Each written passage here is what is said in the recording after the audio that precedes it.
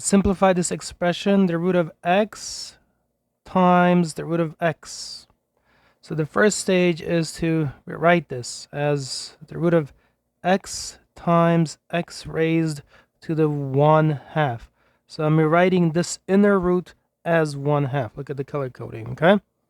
So that's done.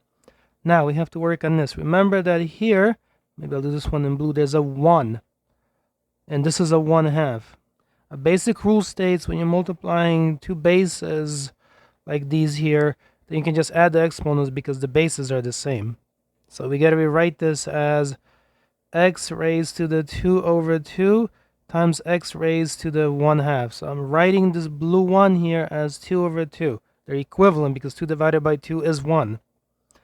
Okay, so next I will have x, so same base, and I'm multiplying. That means you can add up the 2 and the 1/2 here. So it's going to be x raised to the 2 in the denominator one time, and then in the top you're going to have this 2 with that 1 combined to make 2 plus 1.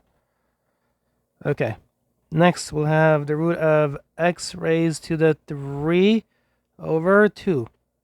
So this is all under the root symbol still. We have to simplify this more. We're going to get rid of this outer root. So how do we do that?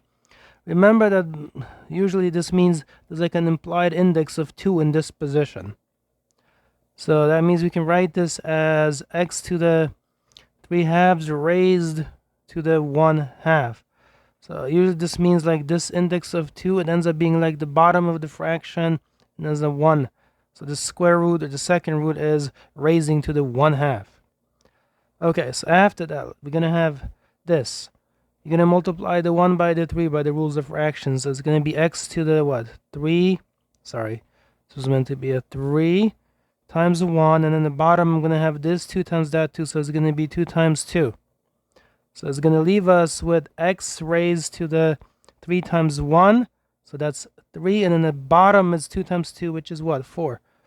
Okay, so this is a 3 here. Like that. So it's x to the 3/4. Please be sure to drop a like if you like these types of videos. Thank you so much for watching. Have an amazing day.